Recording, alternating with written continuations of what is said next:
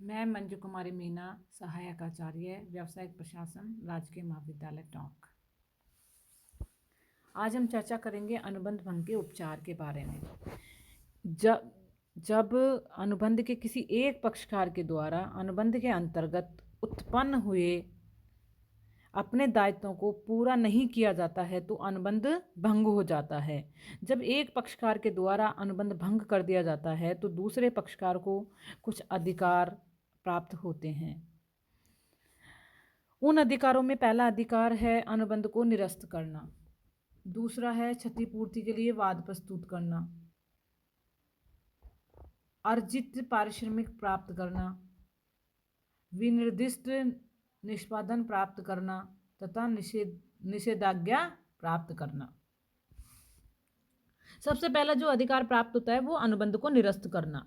जब एक पक्षकार अनुबंध के अंतर्गत उत्पन्न अपने दायित्वों को पूरा नहीं करता है तो दूसरा पक्षकार अनुबंध को निरस्त या समाप्त हुआ समझ सकता है तथा वह क्षतिपूर्ति की मांग भी कर सकता है।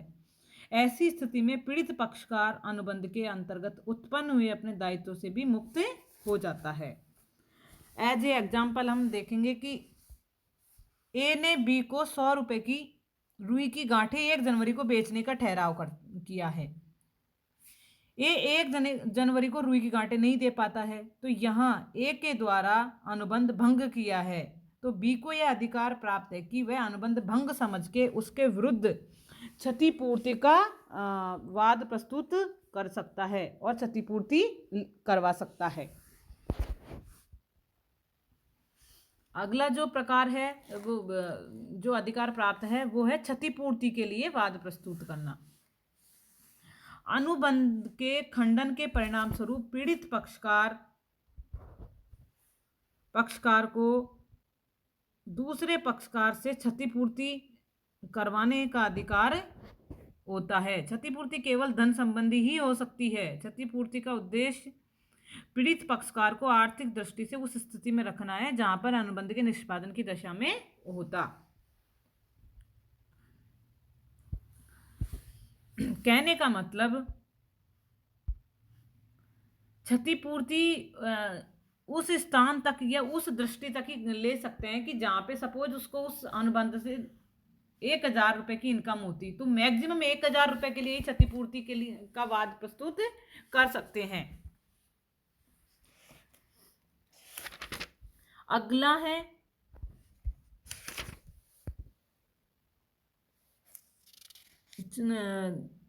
अर्जित पारिश्रमिक प्राप्त करना। अर्जित पारिश्रमिक प्राप्त करने का मतलब है कि जितना अर्जित किया है उतना, जितनी योग्यता है उतना, अथवा जितना काम उतना दाम। कहने अर्जित का मतलब होता है कि हमने जितना काम किया है उतना पैसा हमें मिलना चाहिए। यह सिद्धांत यह कहता है कि जब एक पक्षकार अनुबंध के अंतर्गत कोई कार्य करता है अथवा दूसरा पक्षकार उस अनुबंध को भंग कर देता है अथवा ऐसी कोई घटना घटित होती है जिसमें अनुबंध का और अधिक निष्पादन करना असंभव हो जाता है तो पहला पक्षकार दूसरे पक्षकार से अपने उपार्जित पारिश्रमिक को प्राप्त करने का अधिकार रखता है कि जितना हमने काम कर दिया, उपार्जित जितना हमने कमा लिया उतना प्राप्त करने का अधिकार रखता है।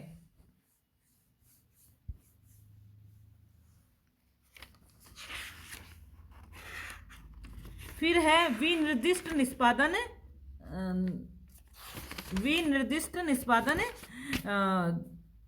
करना।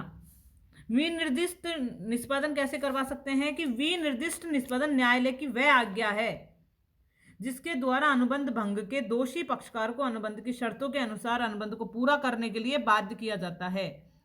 न्यायालय ऐसी आज्ञा विशिष्ट अनुतोष अधिनियम स्पेशल रिलीफ एक्ट के प्रावधान के अनुसार जारी करता है।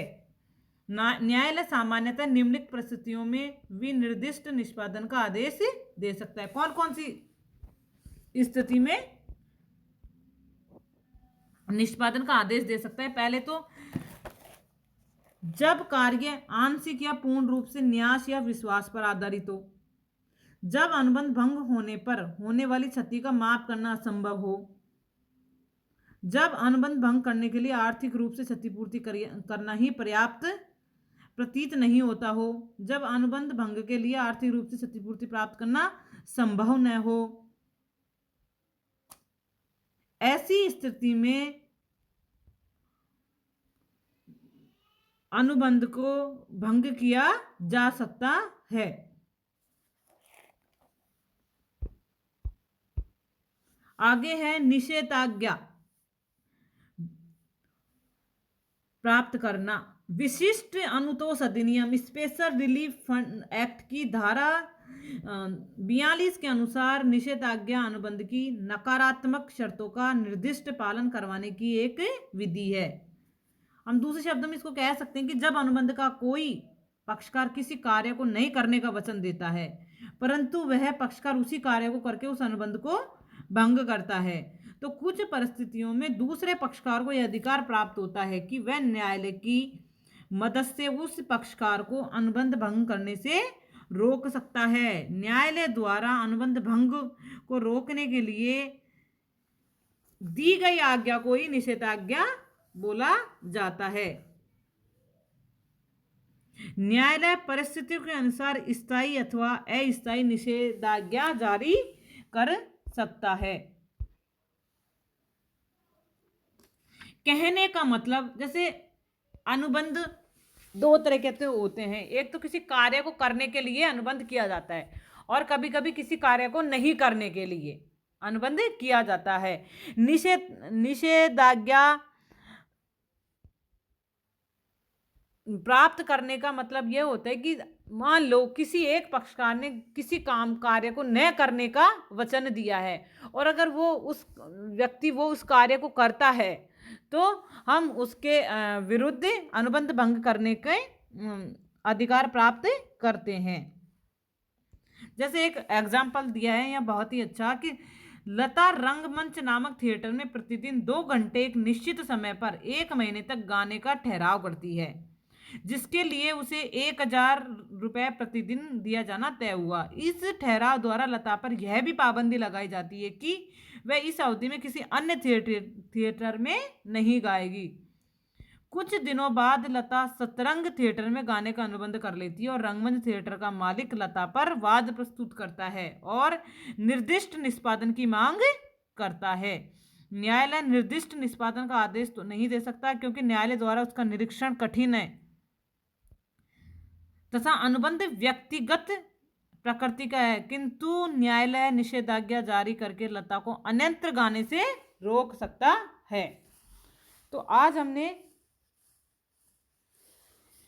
अनुबंध भंग के प्रकार पढ़े, अनुबंध भंग के उपचार, कि अनुबंध भंग होने पर दूसरे पक्षकार को कौन कौन से अधिकार प्राप्त होते हैं। तो ये हमने आज इनका अध्ययन किया।